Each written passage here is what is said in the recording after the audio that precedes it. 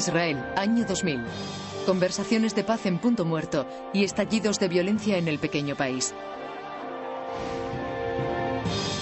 Los manifestantes palestinos toman las calles, desahogando su ira contra sorprendentes objetivos: antiguos yacimientos arqueológicos. Cerca de Gaza se encontró una antigua sinagoga con un retrato del rey David. Le habían arrancado la cara. Fue un hecho deliberado que resulta inquietante. En octubre, una enfurecida multitud de palestinos profana e incendia el emplazamiento tradicional de la tumba de José cerca de Nablus. Y días después, una multitud apedrea los bellos mosaicos de una antigua sinagoga de Jericó. Si queremos entender lo que pasa en Oriente Próximo con la disputa entre israelíes y palestinos, hay que comprender lo que está ocurriendo en el campo de la arqueología. Porque esta afecta a las identidades nacionales y religiosas y a las aspiraciones políticas de ambos pueblos. Es la base de todo. Tanto israelíes como palestinos temen ser eliminados del relato. Ambos bandos saben que militarmente hablando no pueden deshacerse del otro. Tienen que soportarse. Pero el tema histórico es un caso diferente, porque ambos saben que el que controle los descubrimientos arqueológicos controlará la historia.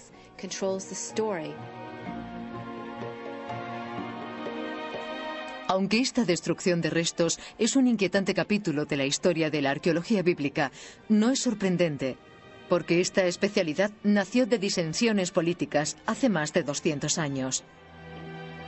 Arqueología y política son una peligrosa combinación, pero tienen una larga historia en Oriente Próximo. El primer capítulo de dicha historia comienza en Egipto, en 1831. Cuando el gobernador otomano Mehmet Ali toma el control de Palestina, abre la región prohibida a los viajeros de Occidente por primera vez en 600 años. Impaciente por aprovecharse de la nueva política de Ali, Edward Robinson, un intrépido norteamericano estudioso de la Biblia, viaja a El Cairo en 1838. Henchido de fervor cristiano, la intención de Robinson era localizar los lugares mencionados en la Biblia y demostrar la veracidad de sus relatos. Escribió: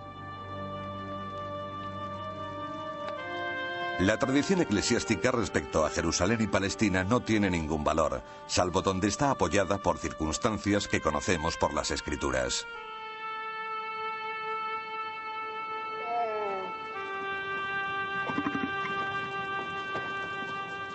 Atravesando el desierto egipcio, Robinson se dio cuenta de que el trabajo elegido sería una ardua tarea. Muchas de las localizaciones bíblicas que buscaba habían quedado olvidadas hacía tiempo. Los nombres se habían perdido o habían sido traducidos al árabe por los otomanos que las ocuparon. Impasible, Robinson usó sus amplios conocimientos de lenguas antiguas para obtener pistas de los mercaderes beduinos y pobladores de la región. Edward Robinson fue la primera persona que estudió los nombres bíblicos y árabes que se usaban en la Palestina de entonces y estableció ciertas conexiones entre ellos.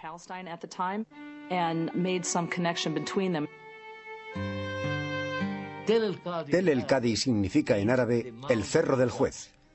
En hebreo, Dan significa juez. Robinson afirmó que Tel el-Kadi era el antiguo Dan bíblico.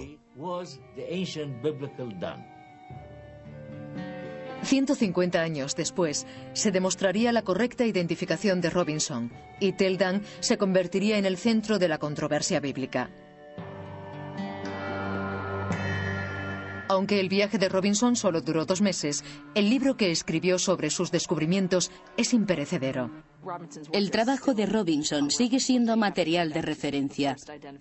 Es la primera identificación con la que se cuenta cuando se habla de excavar en un sitio u otro o de confirmar la historia de su nombre.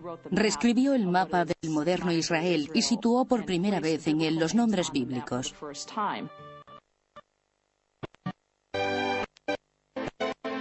Deseosa de aprovechar la investigación de Edward Robinson, la reina Victoria creó oficialmente la Fundación para la Exploración de Palestina el 12 de mayo de 1865. El grupo organizó una expedición encabezada por un joven experto militar en minas, el teniente Charles Warren.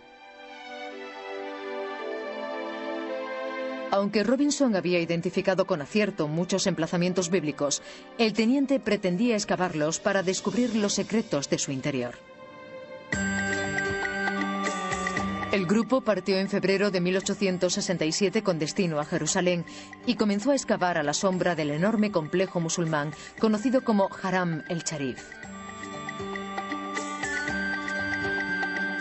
La leyenda dice que el Haram fue construido sobre el templo judío original del rey Salomón y era prueba de la antigua estructura que buscaba Warren. Desgraciadamente, sus esfuerzos iniciales fueron interrumpidos. Se extienden rumores de que he llegado con una siniestra misión, que voy a colocar pequeñas cargas de pólvora alrededor de las murallas del santuario a gran profundidad.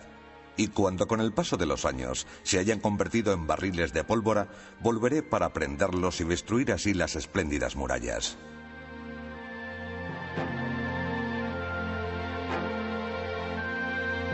Recelosos del hombre al que llamaban el Topo, los fieles islámicos presionaron a las autoridades otomanas locales que respondieron prohibiendo excavar a los ingleses en cualquier lugar cercano a la mezquita.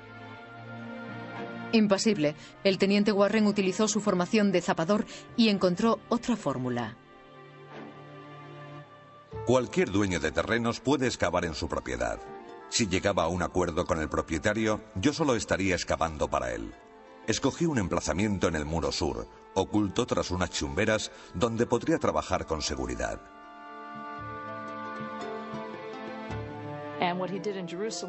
En Jerusalén excavó varios pozos hasta que llegó a los cimientos. Hizo túneles hasta alcanzar la zona que quería. Haram el-Sharif, el monte del templo donde hoy están la mezquita de Al-Aqsa y la cúpula de la roca. Gracias a sus maniobras subterráneas, trazó la topografía de Jerusalén. Warren hizo túneles bajo el antiguo Jerusalén durante meses sin ser detectado por las autoridades locales. Charles Warren exploró el monte del templo minuciosamente y dejó constancia. Eso fue hace 125 años y sigue siendo el mejor retrato que tenemos del monte del templo.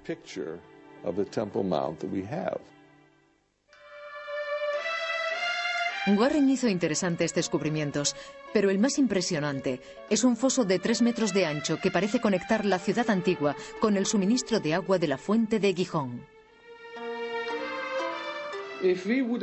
Si hubiéramos venido en 1867, cuando llegó el teniente británico Charles Warren, le habríamos visto entrar en la fuente desde el exterior, introducirse en el agua y subir por este foso vertical de 13 metros, que le llevó hasta el sistema subterráneo.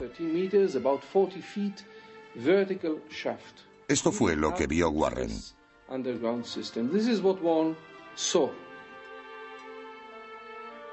Aunque el descubrimiento de un antiguo sistema acuífero ya es de por sí admirable, también lo es el posible vínculo entre el foso de Warren y una famosa historia bíblica que conmocionó al explorador. ¿Podría ser la entrada secreta usada por el heroico rey David para capturar Jerusalén y convertirla en la sede de su imperio? El foso de Warren podría ser lo que en la Biblia hebrea se llama Sinor, que hoy se traduce como alcantarilla. La palabra Sinor en hebreo moderno significa tubería. Este es el Sinor mencionado en el segundo libro de Samuel, gracias al cual el rey David y sus hombres asaltaron la ciudad.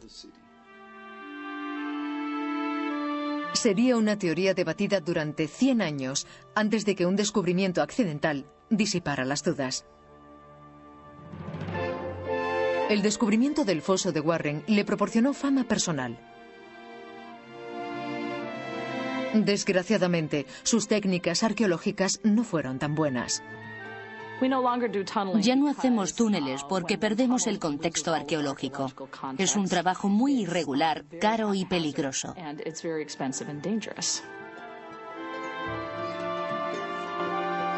Los miembros de la Fundación para la Exploración de Palestina se dieron cuenta de que necesitaban una nueva forma de excavación para avanzar en el campo de la arqueología.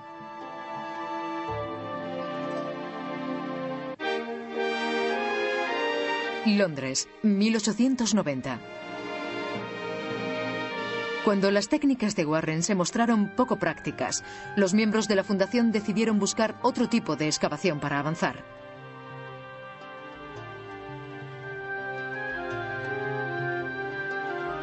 Eligieron al excéntrico egiptólogo británico William Matthew Flinders Petrie para dirigir la búsqueda. En Egipto, Petrie había experimentado con una nueva técnica arqueológica llamada estratigrafía. En vez de excavar túneles para explorar un yacimiento, Petrie despejaba amplias zonas para mostrar los estratos o niveles de ocupación. Una técnica que encaja perfectamente con los túmulos que salpican los desiertos de Tierra Santa, llamados tel.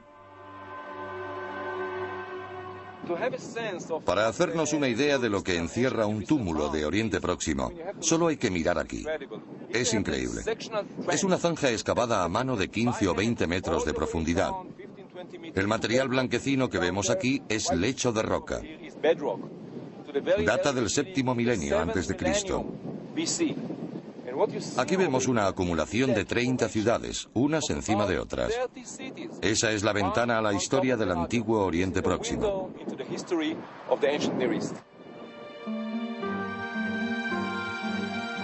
Petrie comenzó las excavaciones en Tel el-Hesi en 1890 y enseguida percibió lo adecuado de su técnica estratigráfica. Aunque discutible, Petrie es el padre de la arqueología estratigráfica y científica en Oriente Próximo, porque fue el que descubrió que los túmulos arqueológicos constaban de capas superpuestas de civilización. El material más antiguo está en el fondo y el más moderno en la parte superior. Gracias a estos descubrimientos se puede desarrollar una secuencia de datación. Mientras excavaba, se sorprendía al encontrar que cada civilización contenía distintos tipos de cerámica. Registró los diferentes estilos, anotando los periodos a los que correspondían. Fue el comienzo de una clasificación de tipología cerámica que sería usada tiempo después para datar todos los yacimientos arqueológicos de Tierra Santa. Petrie fue el primero en usar la cerámica para desarrollar la cronología, y lo hemos seguido haciendo desde entonces. Con las nuevas técnicas de Flinders Petrie, los arqueólogos por fin contaban con las herramientas necesarias para abordar las preguntas clave sobre la Biblia. Desgraciadamente, tendrían que esperar varios años para usarlas. Con el asesinato del archiduque austriaco Francisco Fernando, el 28 de junio de 1914, el mundo entró en guerra. El Imperio Otomano formó alianza con Alemania y de la noche a la mañana se convirtió en acérrimo enemigo de Francia, Gran Bretaña y los Estados Unidos. Los arqueólogos extranjeros se vieron obligados a abandonar sus excavaciones y a regresar a casa esperando el resultado de la guerra. La Primera Guerra Mundial fue un golpe mortal para el Imperio Otomano. Tras la derrota de Alemania en 1918, Gran Bretaña tomó el control civil de Tierra Santa. Cuando la Liga de Naciones ratificó el mandato de Palestina, incluyó un acceso ilimitado a los arqueólogos extranjeros, marcando el comienzo de la Edad de Oro de la arqueología bíblica. El siglo XIX vio el nacimiento de la arqueología como disciplina y el siglo XX, con la excavación de yacimientos en la antigua Palestina, Egipto y Mesopotamia, abrió nuevas oportunidades para ver el mundo de la Biblia. Esto provocó una ola de entusiasmo y sobreinterpretación de la arqueología, afirmando, ahora puede probar la Biblia. Uno de los mayores defensores de este movimiento fue un joven norteamericano, profesor de lenguas semíticas, llamado William Foxwell Albright. Abraham Biran fue uno de los primeros alumnos de Albright. Albright era muy estricto y exigente. Era un profesor maravilloso. Era un genio, pero nos sacaba de quicio. ¿Cómo podríamos ser como Albright? Albright alardeaba de su trayectoria. pero como Edward Robinson antes que él, ocultaba un interés religioso. Albright pretendía refutar la nueva ola de eruditos bíblicos que cuestionaba la precisión histórica de la Biblia. William Foxwell Albright se había iniciado en la escuela crítica del siglo XIX. Sin embargo, cuando comenzó sus trabajos arqueológicos, se dio cuenta de que parecían confirmar cada vez más la Biblia. Entonces abandonó sus suposiciones críticas y se aproximó a una dirección más positiva. Los fundadores de la arqueología bíblica creían que descubriendo y excavando los restos de antiguas sociedades y emplazamientos, rebatirían las críticas y proporcionarían pruebas que apoyarían la historicidad de esos relatos.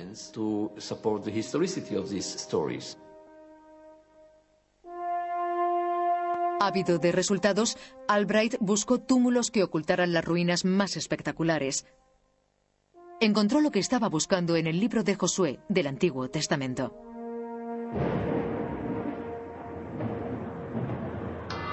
Habló Yahvé a Josué: Moisés, mi siervo, ha muerto. Álzate ya pues y pasa ese Jordán tú y tu pueblo a la tierra que doy yo a los hijos de Israel. Cuantos lugares pise la planta de vuestros pies os los doy, como prometía Moisés.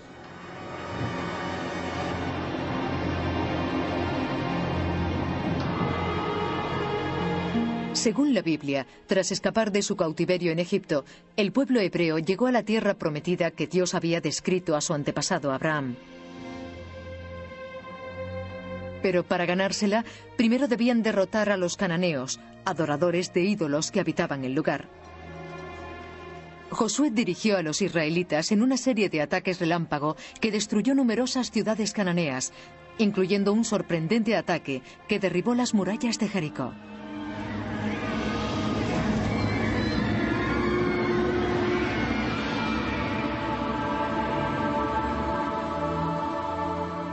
En 1926, William Albright comenzó a investigar los túmulos que se decía cubrían las ciudades conquistadas por Josué. Excavando las capas de Tel Betel, Albright llegó a un nivel de destrucción que parecía concordar con el relato bíblico. Continuó y encontró una capa similar en el antiguo emplazamiento de Gibea. El arqueólogo anotó con seguridad: el primer estrato de la época de los jueces ha sido quemado como se describe en la Biblia. Pronto, otros arqueólogos bíblicos informaron de destrucciones similares en sus yacimientos, incluyendo una muralla derruida en la legendaria ciudad de Jericó. John Garstan excavó en un lugar llamado Tel el Sultán, al que llamamos Jericó. Ocurrió en los años 30. Él creía en la veracidad de la historia bíblica. Descubrió una ciudad masivamente destruida. Encontró fragmentos de la muralla, ladrillos de adobe caídos y rastros de un incendio. Lo dató en el año 1400 a.C. Sus conclusiones fueron aceptadas durante más de 20 años. Era la prueba de la conquista de Josué. En 1940, Albright reunió suficientes pruebas para proponer una nueva cronología del antiguo Israel, basándose en la Biblia y en los restos arqueológicos. Y concluyó: gracias a esta investigación, hemos conseguido un gran triunfo para la teología. Los sucesivos descubrimientos han establecido la precisión de innumerables detalles y el reconocimiento de la Biblia como fuente histórica.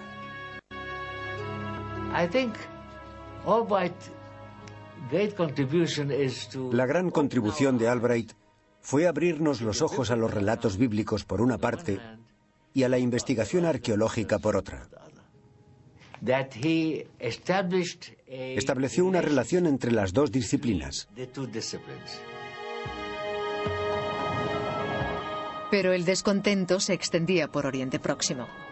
Se avecinaban cambios que pondrían en entredicho la secuencia de fechas de Albright y los cimientos de la arqueología bíblica.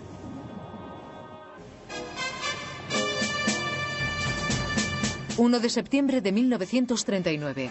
las tropas nazis invaden Polonia provocando la Segunda Guerra Mundial. Durante el conflicto, miles de judíos huyeron de la opresión nazi en Europa y con el tiempo se establecieron en Palestina.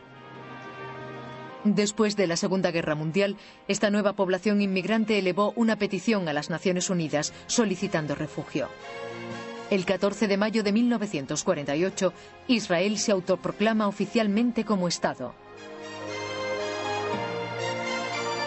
La ubicación del nuevo Estado judío es basada en la afirmación bíblica de la tierra prometida por Dios al patriarca Abraham.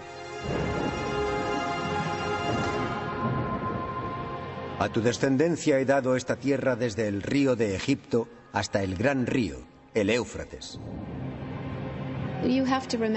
Antes de crearse el Estado de Israel, había muchos planes sobre el futuro emplazamiento del país. Algunos propusieron Uganda, otros incluso Madagascar. Se eligió Israel por la historia bíblica. Es la esencia de cómo los israelíes se ven a sí mismos.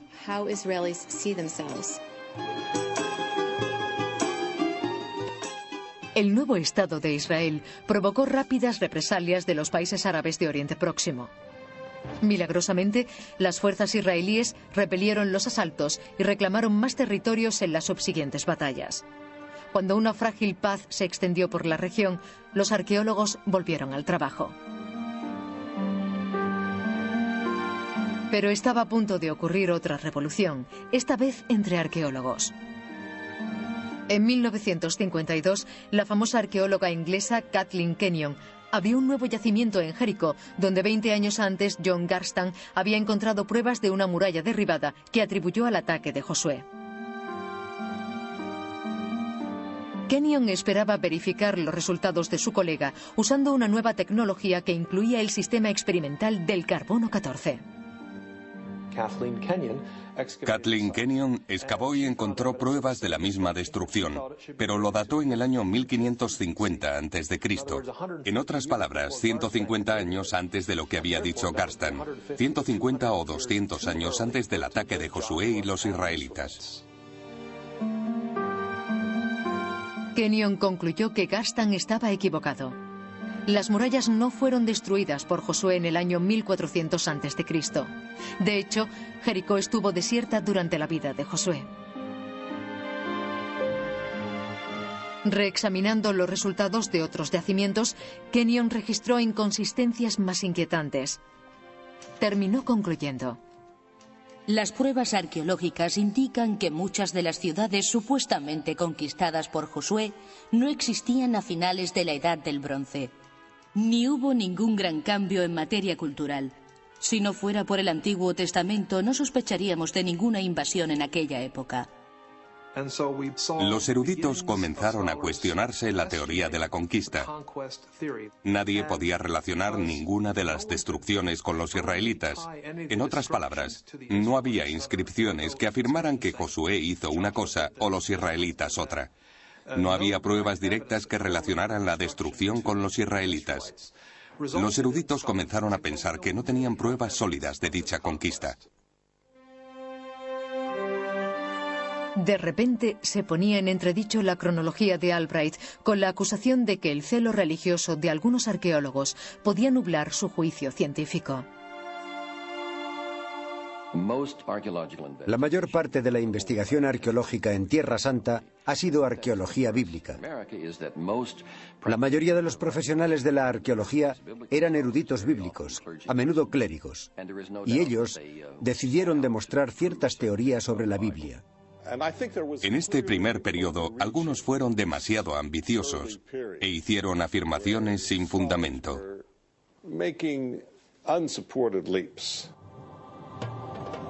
Muchos eruditos comenzaron a preguntarse de dónde provenían los israelitas si la conquista de Josué no había ocurrido.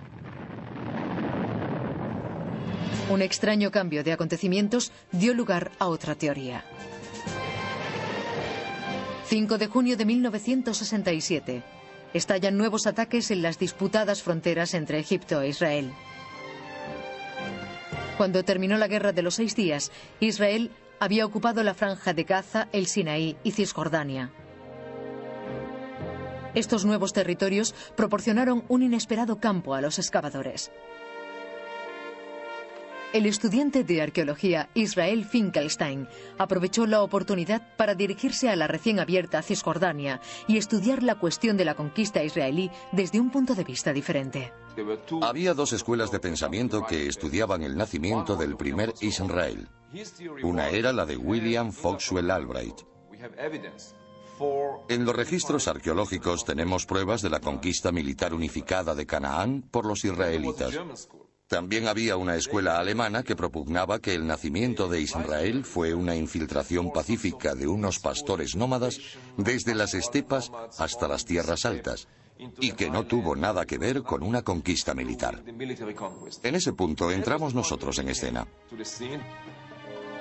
A comienzos de la década de los 70, investigadores de la Universidad de Tel Aviv realizaron una serie de reconocimientos de las tierras altas de Cisjordania, anotando cualquier rastro de antiguos poblamientos. Reduciendo los datos acumulados en un ordenador, compilaron una enorme base de datos de los primeros asentamientos en la zona. Fueron descubrimientos realmente importantes. Encontramos ciclos, altibajos de olas de asentamientos y crisis posteriores. Otra ola de asentamientos y... Creo que Israel nació de una población indígena, que creció impulsada por razones socioeconómicas, más que de un pueblo venido de fuera.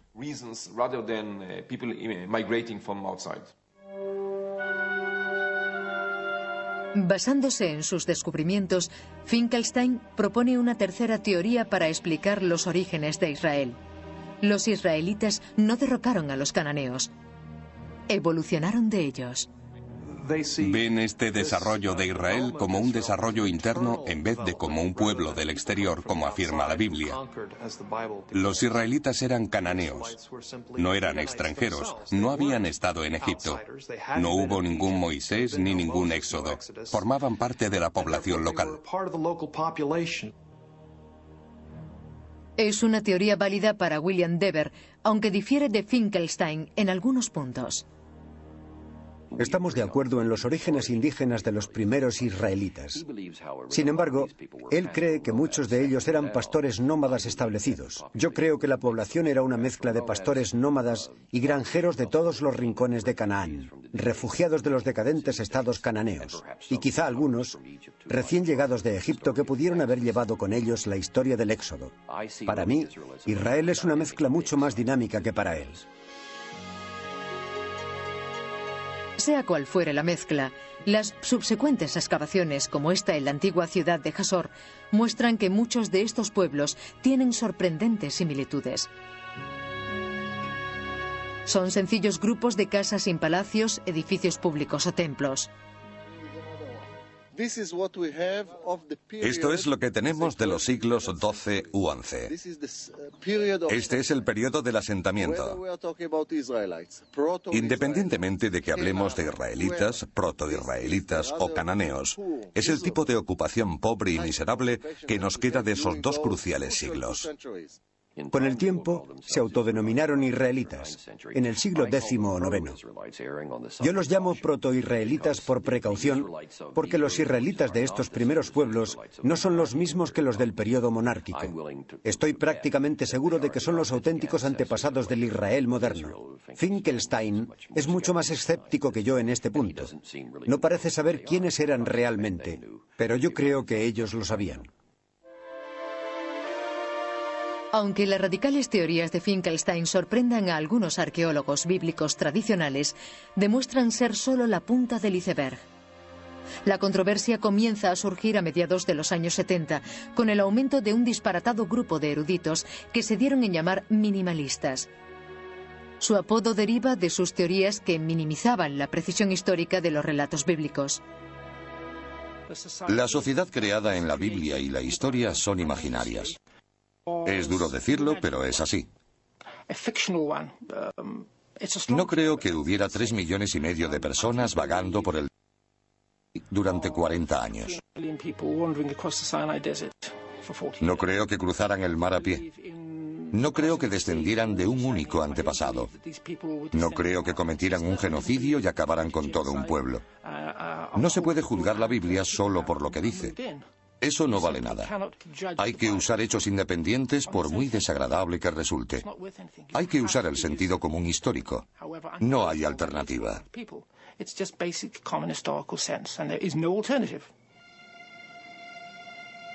Los minimalistas sostienen que el Antiguo Testamento fue escrito miles de años después de que ocurrieran los acontecimientos. Quizá por un grupo de judíos, los cuales hablaban griego, eran conocidos como helenistas e inventaron el mito del antiguo Israel para justificar su herencia religiosa. Querían saber de dónde venían, pero buscaban justificar una procedencia que les gustara.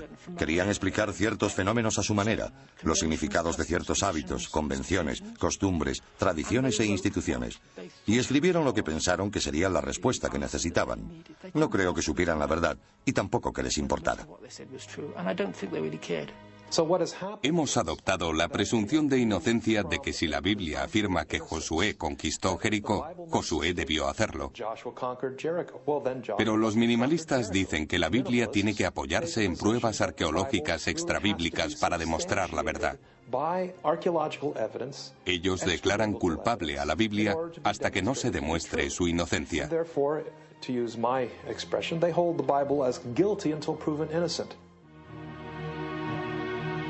En 1995, los radicales puntos de vista de los incrédulos minimalistas se convirtieron en tema sensacionalista para desilusión de los arqueólogos más conservadores. Si mañana aparece un libro diciendo que la Tierra es plana, el tema acaparará los titulares. Todo el mundo escribirá sobre el asunto y querrá entrevistar al autor. Todos alabarán a un joven erudito que no teme al poder establecido, que se atreve a proponer ideas nuevas. Cuando todo haya pasado y la gente se entere de que la Tierra no es plana, nadie recordará a esa persona. Eso es un problema. Creo que las ideas innovadoras de los minimalistas son más sorprendentes y audaces. Por eso captan la atención de la prensa. Tienden a ser lo que sale en los medios. Pero la realidad es que los defensores de estas radicales ideas representan una pequeña minoría y han recibido una desproporcionada atención en los últimos 10 o 15 años. William Dever, de la Universidad de Arizona, intenta poner fin a esta historia. En su libro ¿Qué sabían los escritores de la Biblia y cuándo se enteraron?, Dever declara la guerra a la retórica revisionista. Los revisionistas dicen que la arqueología ha demostrado que los patriarcas no fueron figuras históricas, que Moisés no existió, que no ocurrió ninguna conquista de Canaán. Pero no son precisos. La arqueología no ha demostrado que ninguna de esas cosas sea verdad, pero tampoco lo contrario. No hay modo de que la arqueología pruebe los relatos de la Biblia. A veces puede desmentirlos, cosa molesta, pero al menos para mí es mejor así. Siempre podemos descubrir si un relato bíblico está equivocado, pero si no es cierto, podemos descubrir la verdad. Dever se siente ofendido por la afirmación de los minimalistas. Un grupo de judíos helenistas que hablaba griego escribió la Biblia en el siglo II a.C. La idea de los revisionistas de que la Biblia es una obra helenística hace caso omiso de todo lo que sabemos de dicha era. Hay que recordar que la mayoría de los especialistas del Antiguo Testamento no están instruidos en el mundo clásico, y este es un grupo de eruditos que dicen que la Biblia es producto de una época que ellos no conocen. Como prueba contra la revisada datación del Antiguo Testamento de los minimalistas, Dever apunta a dos pequeños manuscritos de plata encontrados en una tumba cercana a Jerusalén. Contienen una bendición sacerdotal tomada de la Biblia, pero datada alrededor del 600 a.C. Según los revisionistas, la Biblia no se escribió hasta el periodo helenístico, en el siglo II a.C., 4 siglos después. Pero hay un trozo de escritura muy antiguo y no es el único. Hay pruebas que demuestran que la mayoría de las historias de la Biblia no pertenecen al mundo judío helenístico, sino a la Palestina de la Edad del Hierro. Cualquiera que coja dos pequeños rollos de plata y afirme que demuestran que la Biblia no puede ser del periodo helenístico porque es el mismo texto que hay en la Biblia, es un historiador incompetente. La norma dice que se empieza a datar por lo último, no por lo primero. Irónicamente, el mayor reto para los minimalistas proviene de una nueva raza de arqueólogos que ayudaron a nacer. Como la crítica a la Biblia a principios del siglo XX inspiró el trabajo de hombres como Albright, los recientes ataques a los minimalistas están provocando un regreso a estudios basados en la fe. Tengo un cierto interés teológico y no me importa decirlo. Creo que la Biblia es históricamente cierta. Una persona que se tome en serio la Biblia y busque integrarla de un modo responsable en los datos arqueológicos e históricos, sigue el legado de William Foxwell Albright. Sin embargo, hoy lo hacemos con matices nuevos y diferentes. Contamos con materiales nuevos, nuevos enfoques que amplían lo que decimos y lo que sabemos. Empleando nuevas herramientas como las imágenes por satélite y la magnetometría, el Dr. Hofmeier comenzó a buscar en el desierto egipcio en 1994. Esperaba que sus estudios de los antiguos fuertes egipcios proporcionaran la prueba del éxodo israelita. Creo que gran parte de lo que ocurre en el mundo académico es parecido a un péndulo. Desde los años 30 a los 70 hubo un movimiento en una dirección más conservadora. A partir de mediados de los 70, el péndulo comenzó a moverse en dirección contraria. Creo que nos vamos inclinando más hacia la teoría minimalista, pero el péndulo volverá atrás. Recientemente, el péndulo recibió un fuerte impulso con los nuevos descubrimientos en el antiguo emplazamiento de Jasor. Espléndida ciudad cananea, tiene un papel prominente en la historia bíblica de la conquista de Josué.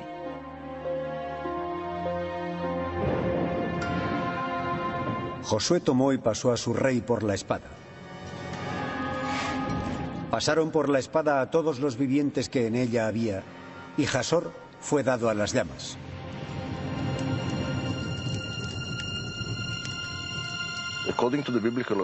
Según los archivos bíblicos, la batalla más decisiva se luchó en Jasor.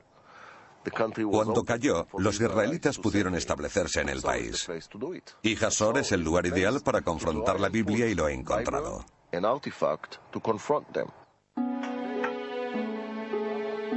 Excavando en Jasor en 1996, Amnon Ben-Tor hizo nuevos descubrimientos que parecen apoyar el relato bíblico de la conquista de Josué. Nos encontramos en la sala del trono. Miren el suelo. ¿No se imaginan el fuego quemándolo todo? A pesar de los años y las lluvias, sigue cubierto de hollín. Más de 1 metro de destrucción. Miren las paredes, el basalto, las grietas. Las hemos tenido que pegar.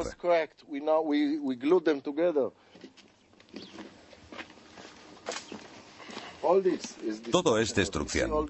¿Ven esto? Es el colapso del palacio. Y allí también. No es el único lugar destruido por el fuego, pero fue un fuego diferente a todos los que he visto. El fuego derritió los ladrillos, la cerámica. Se podría parafrasear y decir que fue la madre de todas las destrucciones.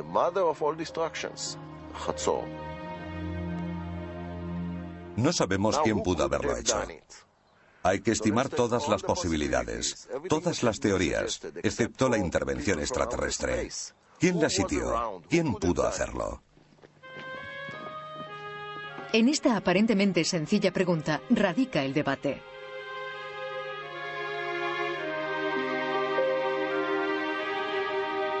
Si las pruebas de Ben-Tor demuestran que Josué y los israelitas destruyeron Jasor, entonces la historia bíblica sería exacta. Si no, abre las puertas a las teorías alternativas de Finkelstein. Jasor pudo haber sido destruida por una campaña egipcia, por una ciudad rival, por la gente que venía del mar, no necesariamente por Josué o Israel. Todo el mundo es kosher, excepto los únicos sobre los que hay textos diciendo que lo son, los israelitas. Ellos no son kosher. No son una opción según él porque lo dice la Biblia. Y si lo dice la Biblia, debe estar equivocada. No rechazo la información que el profesor Bentor rescata de las ruinas de Hasor. Lo que discuto es su interpretación. En mi opinión, no hay razón para interpretarlo como una conquista de Josué.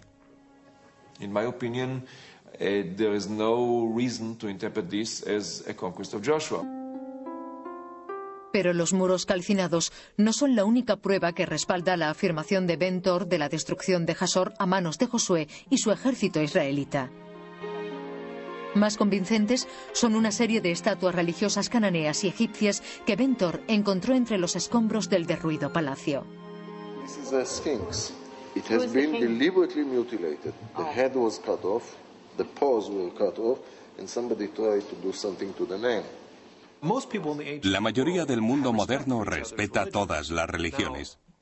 Antes de que los israelitas llegaran a la tierra prometida, Moisés los instruyó en el libro del Deuteronomio. Debían destruir los ídolos y los santuarios de los cananeos. Esto parece un acto deliberado de destrucción. Es una presunción lógica pensar que los israelitas fueron los únicos responsables de la destrucción de Hasor. Por el momento, ni Finkelstein ni Bentor están dispuestos a cambiar de opinión. Los dos mantienen sus posturas y sus diferentes interpretaciones. Tenemos un gran debate y estamos en bandos diferentes. Si pensamos como el profesor Bentor, muchas de las cosas que digo yo son incorrectas porque interpretan el material bíblico y arqueológico de modo diferente. Y es bueno porque forma parte del juego. Hay más de un punto de vista y más de una reconstrucción.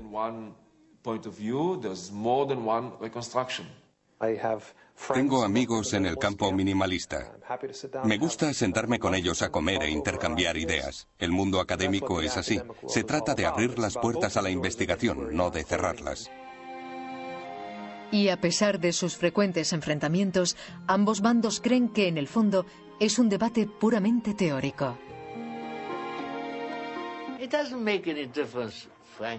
No importa demasiado lo que digan los arqueólogos. Dirán que Josué no conquistó el país, que no hubo una gran guerra, ni batallas, que fue una infiltración pacífica. No importa.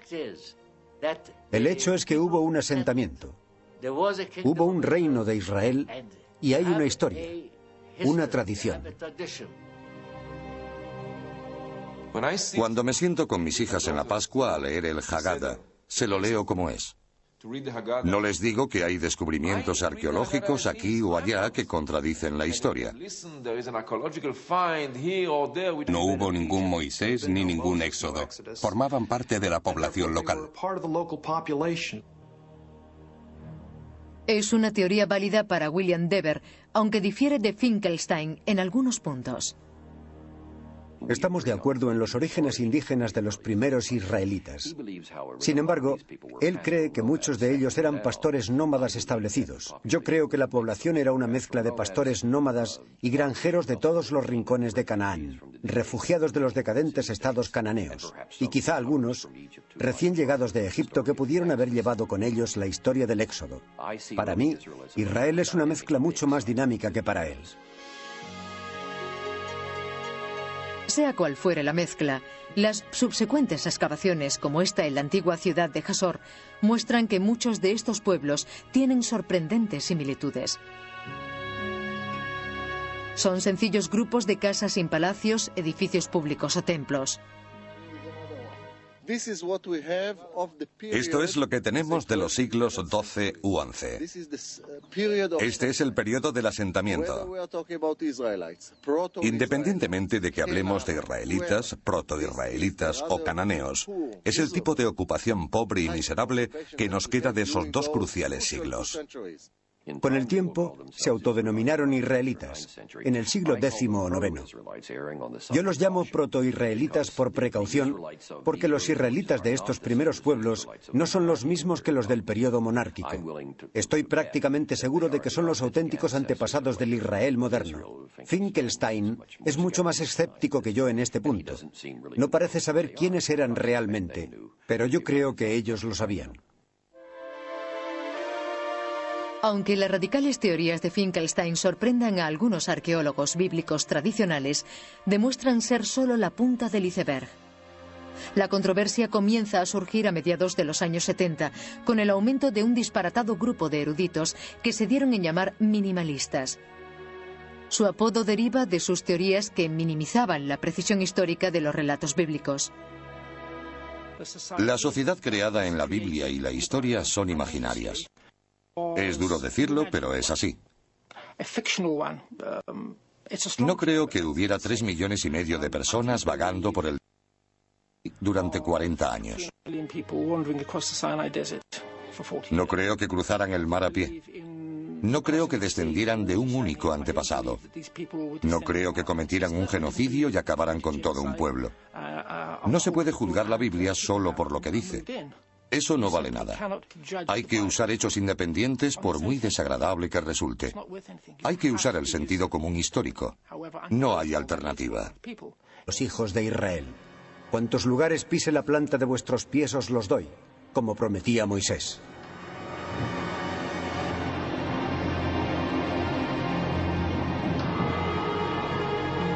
Según la Biblia, tras escapar de su cautiverio en Egipto, el pueblo hebreo llegó a la tierra prometida que Dios había descrito a su antepasado Abraham. Pero para ganársela, primero debían derrotar a los cananeos, adoradores de ídolos que habitaban el lugar. Josué dirigió a los israelitas en una serie de ataques relámpago que destruyó numerosas ciudades cananeas, incluyendo un sorprendente ataque que derribó las murallas de Jericó.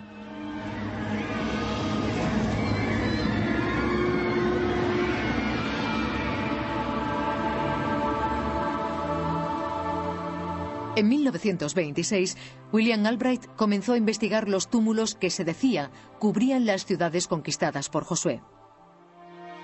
Excavando las capas de Tel Betel, Albright llegó a un nivel de destrucción que parecía concordar con el relato bíblico. Continuó y encontró una capa similar en el antiguo emplazamiento de Gibea. El arqueólogo anotó con seguridad: el primer estrato de la época de los jueces ha sido quemado como se describe en la Biblia.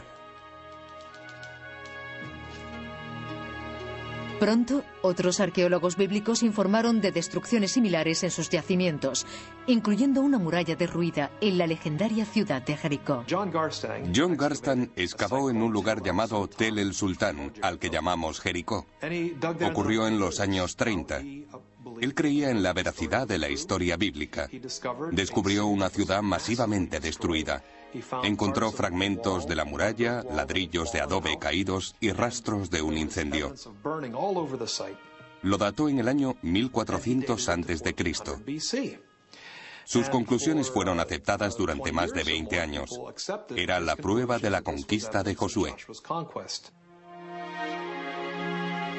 En 1940, Albright reunió suficientes pruebas para proponer una nueva cronología del antiguo Israel, basándose en la Biblia y en los restos arqueológicos.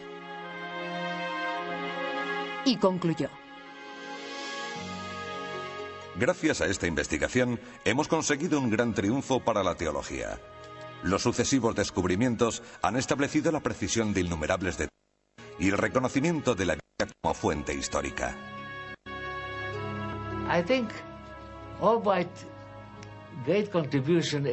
La gran contribución de Albright fue abrirnos los ojos a los relatos bíblicos por una parte y a la investigación arqueológica por otra. En derrotar a los cananeos, adoradores de ídolos que habitaban el lugar. Josué dirigió a los israelitas en una serie de ataques relámpago que destruyó numerosas ciudades cananeas, incluyendo un sorprendente ataque que derribó las murallas de Jericó.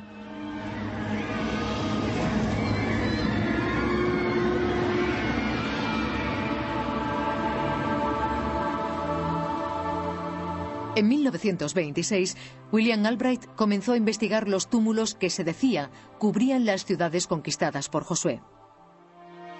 Excavando las capas de Tel Betel, Albright llegó a un nivel de destrucción que parecía concordar con el relato bíblico.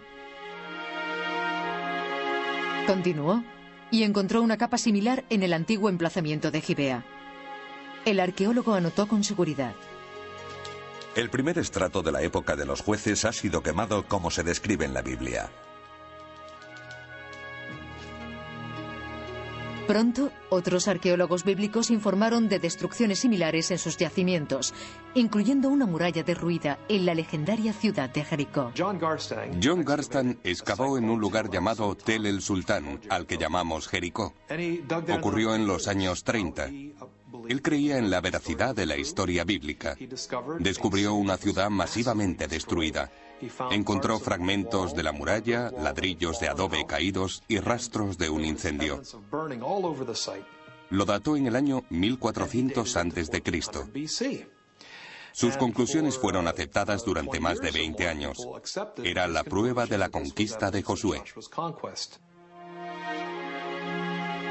En 1940, Albright reunió suficientes pruebas para proponer una nueva cronología del antiguo Israel, basándose en la Biblia y en los restos arqueológicos. Y concluyó: Gracias a esta investigación, hemos conseguido un gran triunfo para la teología. Los sucesivos descubrimientos han establecido la precisión de innumerables detalles y el reconocimiento de la Biblia como fuente histórica.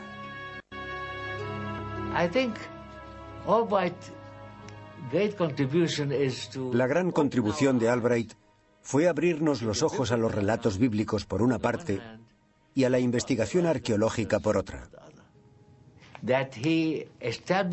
Estableció una relación entre las dos disciplinas.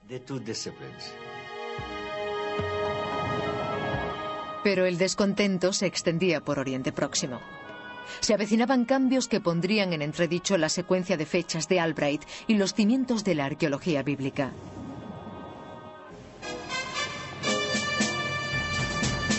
...1 de septiembre de 1939... las tropas alrededor del 600 a.C. Según los revisionistas, la Biblia no se escribió hasta el periodo helenístico, en el siglo II a.C., 4 siglos después. Pero hay un trozo de escritura muy antiguo y no es el único. Hay pruebas que demuestran que la mayoría de las historias de la Biblia no pertenecen al mundo judío helenístico, sino a la Palestina de la Edad del Hierro. Cualquiera que coja 2 pequeños rollos de plata y afirme que demuestran que la Biblia no puede ser del periodo helenístico porque es el mismo texto que hay en la Biblia, es un historiador incompetente. La norma dice que se empieza a datar por lo último, no por lo primero. Irónicamente, el mayor reto para los minimalistas proviene de una nueva raza de arqueólogos que ayudaron a nacer. Como la crítica a la Biblia a principios del siglo XX inspiró el trabajo de hombres como Albright, los recientes ataques a los minimalistas están provocando un regreso a estudios basados en la fe. Tengo un cierto interés teológico y no me importa decirlo. Creo que la Biblia es históricamente cierta. Una persona que se tome en serio la Biblia y busque integrarla de un modo responsable en los datos arqueológicos e históricos, sigue el legado de William Foxwell Albright. Sin embargo, hoy lo hacemos con matices nuevos y diferentes. Contamos con materiales nuevos, nuevos enfoques que amplían lo que decimos y lo que sabemos. Empleando nuevas herramientas como las imágenes por satélite y la magnetometría, el Dr. Hofmeier comenzó a buscar en el desierto egipcio en 1994. Esperaba que sus estudios de los antiguos fuertes egipcios proporcionaran la prueba del éxodo israelita. Creo que gran parte de lo que ocurre en el mundo académico es parecido a un péndulo.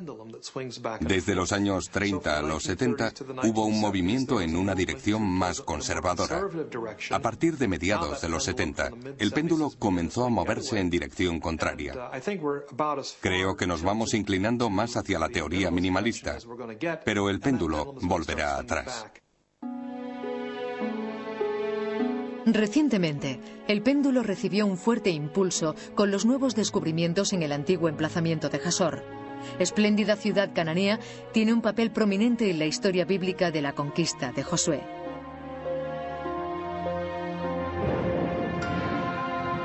Josué tomó y pasó a su rey por la espada. Pasaron por la espada a todos los vivientes que en ella había, y Jasor fue dado a las llamas.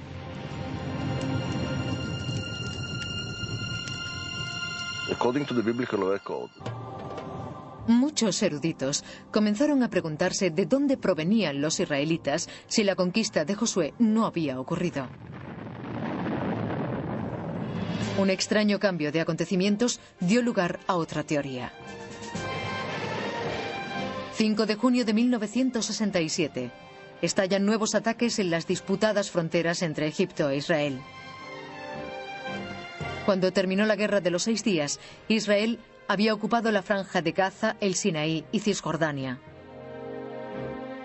Estos nuevos territorios proporcionaron un inesperado campo a los excavadores. El estudiante de arqueología Israel Finkelstein aprovechó la oportunidad para dirigirse a la recién abierta Cisjordania y estudiar la cuestión de la conquista israelí desde un punto de vista diferente. Había dos escuelas de pensamiento que estudiaban el nacimiento del primer Israel. Una era la de William Foxwell Albright. En los registros arqueológicos tenemos pruebas de la conquista militar unificada de Canaán por los israelitas. También había una escuela alemana que propugnaba que el nacimiento de Israel fue una infiltración pacífica de unos pastores nómadas desde las estepas hasta las tierras altas, y que no tuvo nada que ver con una conquista militar. En ese punto entramos nosotros en escena.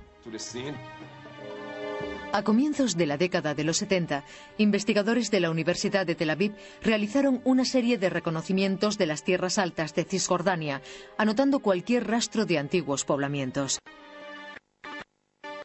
Reduciendo los datos acumulados en un ordenador, compilaron una enorme base de datos de los primeros asentamientos en la zona. Fueron descubrimientos realmente importantes. Encontramos ciclos, altibajos de olas de asentamientos y crisis posteriores. Otra ola de asentamientos y... Creo que Israel nació de una población indígena, que creció impulsada por razones socioeconómicas, más que de un pueblo venido de fuera.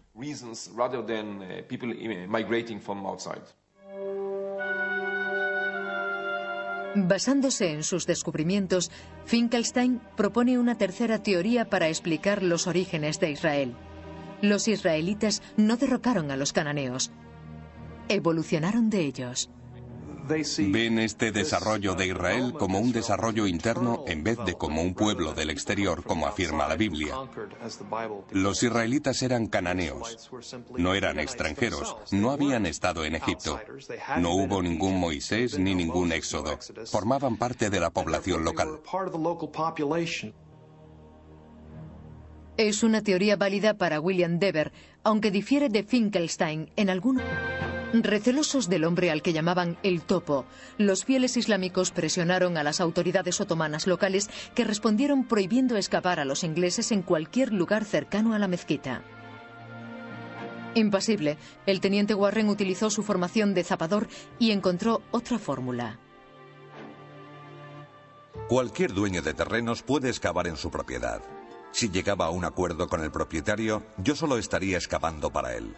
Escogí un emplazamiento en el muro sur, oculto tras unas chumberas, donde podría trabajar con seguridad.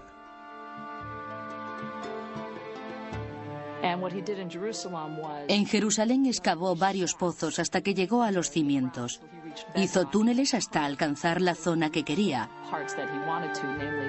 Haram el-Sharif, el monte del templo donde hoy están la mezquita de Al-Aqsa y la cúpula de la roca. Gracias a sus maniobras subterráneas, trazó la topografía de Jerusalén. Warren hizo túneles bajo el antiguo Jerusalén durante meses sin ser detectado por las autoridades locales. Charles Warren exploró el monte del templo minuciosamente y dejó constancia. Eso fue hace 125 años y sigue siendo el mejor retrato que tenemos del monte del templo.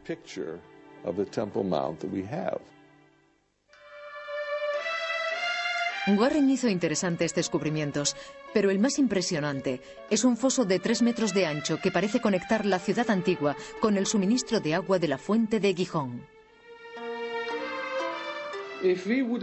Si hubiéramos venido en 1867, cuando llegó el teniente británico Charles Warren, le habríamos visto entrar en la fuente desde el exterior, introducirse en el agua y subir por este foso vertical de 13 metros, que le llevó hasta el sistema subterráneo. Esto fue lo que vio Warren.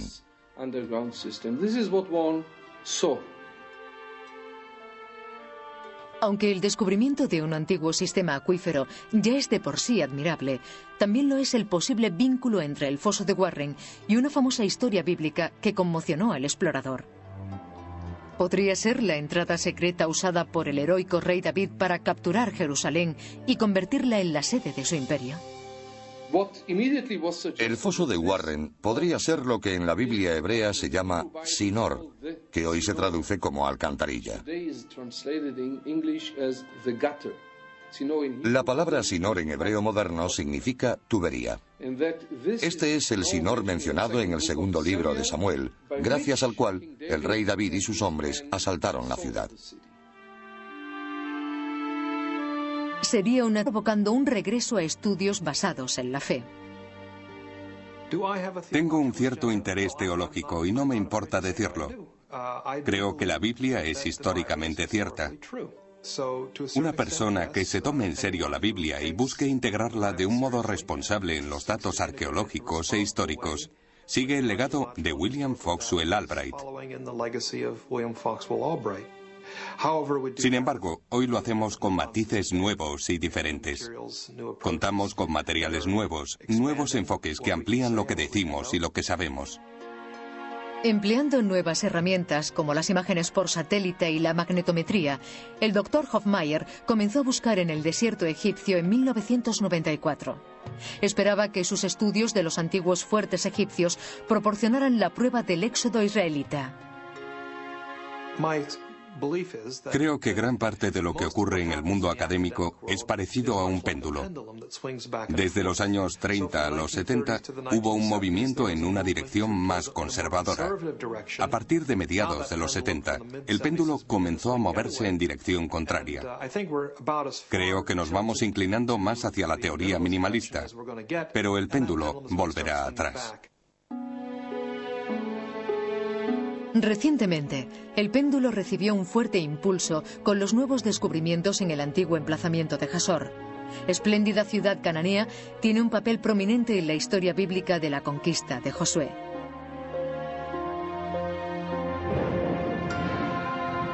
Josué tomó y pasó a su rey por la espada. Pasaron por la espada a todos los vivientes que en ella había, y Jasor fue dado a las llamas.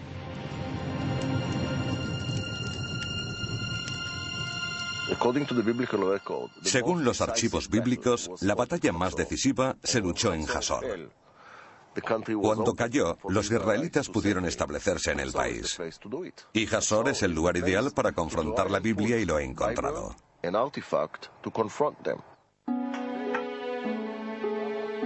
Excavando en Jasor en 1996, Amnon Ben-Tor hizo nuevos descubrimientos que parecen apoyar el relato bíblico de la conquista de Josué. Nos encontramos en la sala del trono. Miren el suelo. ¿No se imaginan el fuego quemándolo todo? A pesar de los años y las lluvias, sigue cubierto de hollín. Más de 1 metro de destrucción. Miren las paredes, el basalto, las grietas. Las hemos tenido que pegar.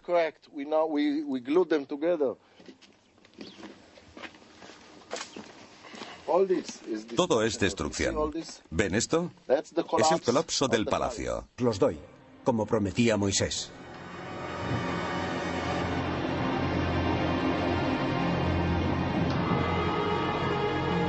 Según la Biblia, tras escapar de su cautiverio en Egipto, el pueblo hebreo llegó a la tierra prometida que Dios había descrito a su antepasado Abraham. Pero para ganársela, primero debían derrotar a los cananeos, adoradores de ídolos que habitaban el lugar. Josué dirigió a los israelitas en una serie de ataques relámpago que destruyó numerosas ciudades cananeas, incluyendo un sorprendente ataque que derribó las murallas de Jericó.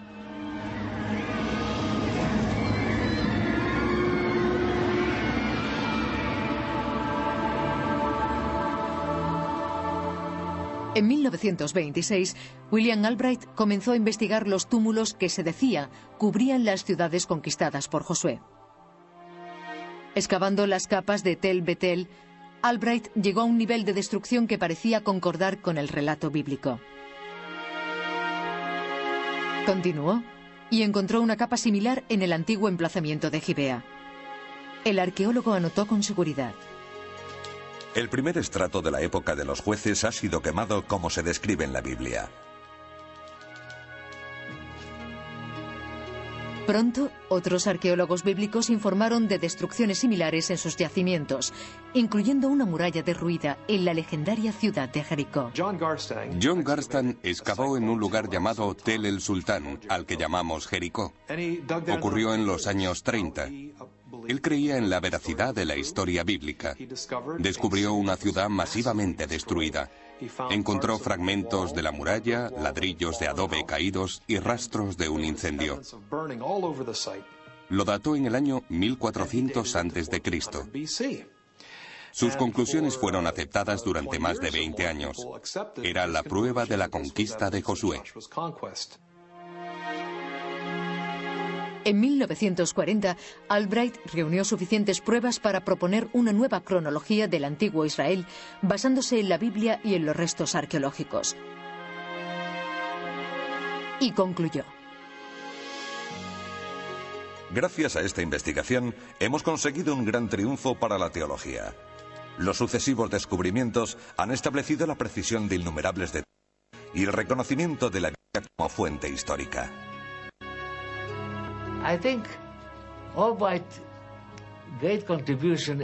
La gran contribución de Albright fue abrirnos los ojos a los relatos bíblicos por una parte y a la investigación arqueológica por otra. Estableció una relación entre las dos disciplinas. Algunos propusieron Uganda, otros incluso Madagascar. Se eligió Israel por la historia bíblica. Es la esencia de cómo los israelíes se ven a sí mismos.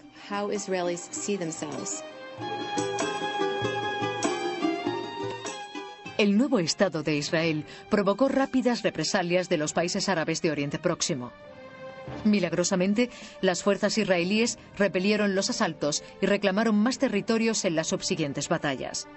Cuando una frágil paz se extendió por la región, los arqueólogos volvieron al trabajo. Pero estaba a punto de ocurrir otra revolución, esta vez entre arqueólogos. En 1952, la famosa arqueóloga inglesa Kathleen Kenyon abrió un nuevo yacimiento en Jericó, donde 20 años antes John Garstan había encontrado pruebas de una muralla derribada que atribuyó al ataque de Josué. Kenyon esperaba verificar los resultados de su colega usando una nueva tecnología que incluía el sistema experimental del carbono 14. Kathleen Kenyon excavó y encontró pruebas de la misma destrucción, pero lo dató en el año 1550 a.C. En otras palabras, 150 años antes de lo que había dicho Garstan, 150 o 200 años antes del ataque de Josué y los israelitas. Kenyon concluyó que Garstan estaba equivocado. Las murallas no fueron destruidas por Josué en el año 1400 a.C. De hecho, Jericó estuvo desierta durante la vida de Josué. Reexaminando los resultados de otros yacimientos, Kenyon registró inconsistencias más inquietantes. Terminó concluyendo: las pruebas arqueológicas indican que muchas de las ciudades supuestamente conquistadas por Josué no existían a finales de la Edad del Bronce. Ni hubo ningún gran cambio en materia cultural. Si no fuera por el Antiguo Testamento, no sospecharíamos de ninguna invasión en aquella época. Los eruditos comenzaron a cuestionarse la teoría de la conquista.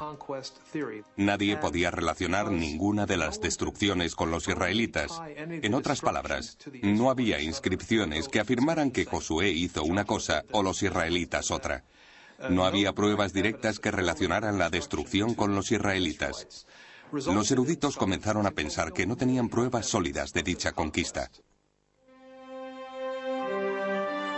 De repente se ponía en entredicho la cronología de Albright con la acusación de que el celo religioso de algunos arqueólogos podía nublar su juicio científico. La mayor parte de la investigación arqueológica en Tierra Santa de la historia de la arqueología bíblica no es sorprendente, porque esta especialidad nació de disensiones políticas hace más de 200 años. Arqueología y política son una peligrosa combinación, pero tienen una larga historia en Oriente Próximo.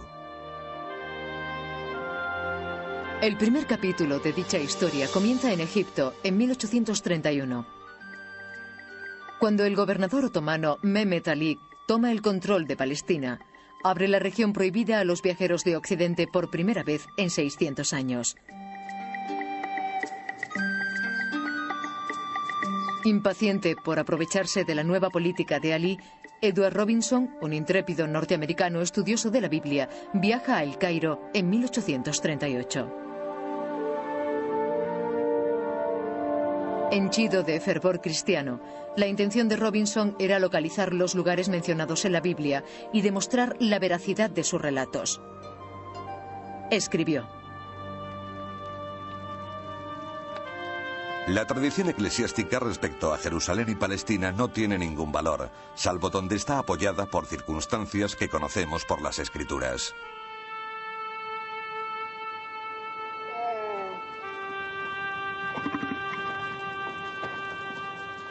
Atravesando el desierto egipcio, Robinson se dio cuenta de que el trabajo elegido sería una ardua tarea. Muchas de las localizaciones bíblicas que buscaba habían quedado olvidadas hacía tiempo. Los nombres se habían perdido o habían sido traducidos al árabe por los otomanos que las ocuparon. Impasible, Robinson usó sus amplios conocimientos de lenguas antiguas para obtener pistas de los mercaderes beduinos y pobladores de la región. Edward Robinson fue la primera persona que estudió los nombres bíblicos y árabes que se usaban en la Palestina de entonces y estableció ciertas conexiones entre ellos.